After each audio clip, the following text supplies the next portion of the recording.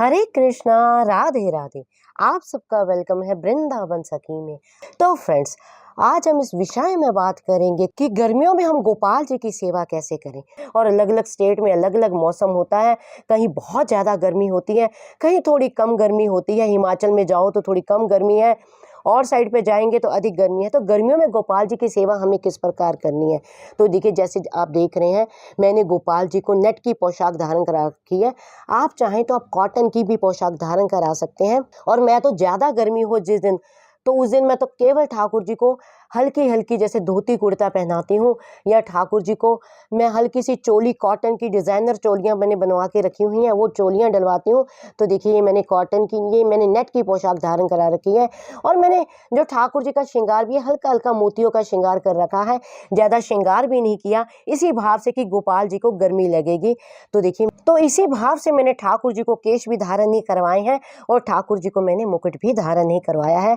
तो देखिए ठाकुर जी को गर्मियों में देखिए मैंने फूल बंगला डलवा रखा है। और मेरे पास तो फूल बंगले कई तरह के हैं, मेटल का भी है, बड़ा है, लाइटिंग वाला है, और ये वुडन का भी है। तो आज मैंने ठाकुर जी को वुडन के फूल बंगले में मैंने बिठाया है। और देखिए ठाकुर जी के पास बिठाए हैं मोर, तोते, जो ठाकुर जी के प्रिय सखा हैं। मोर, तोते, हिरन, बतख इत्यादि, और ये माखन की मटकी भी रखी हुई है। तो देखिए गर्मियों में आप ठाकुर जी को पंखा दे सकते। देखिए इस तरह के पंखे आते हैं, ये पंखे भी सेल से चलते हैं। तो ये मैं चला के नहीं दिखाऊंगी क्योंकि इसमें म्यूजिक चलता है, फिर कॉपीराइट आ जाएगा। तो आप पंखा भी, या इस प्रकार के देखिए ये कूलर आते हैं, ये आप ठाकुर जी के पास इस तरह के कूलर भी चला के रख सकते हैं कि ठाकुर जी को आनंद आए। आनंद से प्यारे बैठे हुए हैं और उनको हवा आ रही है।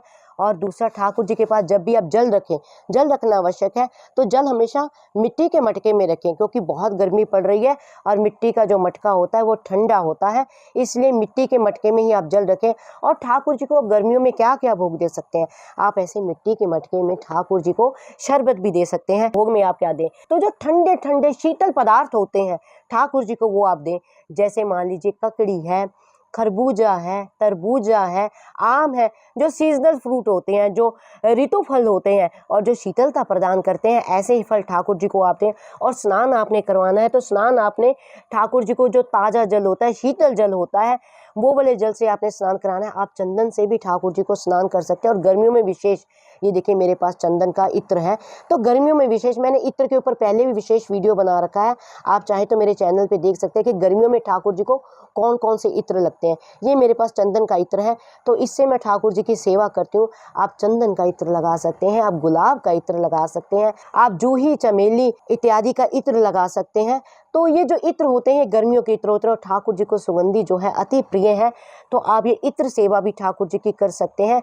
तो इस प्रकार गर्मियों में आप ठाकुर जी की सेवा कीजिए, यही सेवा से ठाकुर जी प्रसन्न होते हैं। यानी ठाकुर जी को किसी प्रकार की कोई भी तकलीफ नहीं होनी चाहिए। आराम से पंखा चल रहा है, कूलर चल रहा है, ठाकुर जी को आप इस तरह बिठाइए, फूल बंगला डालिए। आप चाहें तो फूल बंगले में ओरिजिनल फ्लावर भी लगा सकते हैं, तो ठाकुर जी को शीतलता प्रदान हो। तो आई होप आपको पता लग गया होगा कि गर्मियों में हमें किस तरह गोपाल जी की सेवा करनी है। फिर भी अगर आपके मन में किसी प्रकार का कोई संशय, क्वेश्चन, क्वेरी हो, तो मुझे आप कमेंट बॉक्स में लिखिए। जितना मैंने संतों की वाणी से सुना है, जितना मैंने रसिकों के संग से पाया है, और जितना मैंने इस प्यारे श्याम सुंदर के प्रेम में पाया है, उसके अकॉर्डिंग ही आपके प्रश्नों का उत्तर मैं आपको देती हूँ। और अगर आपको ये वीडियो अच्छा लगा हो तो इस वीडियो को लाइक करना, शेयर करना, सब्सक्राइब करना ना भूलें। हरे कृष्णा, राधे राधे।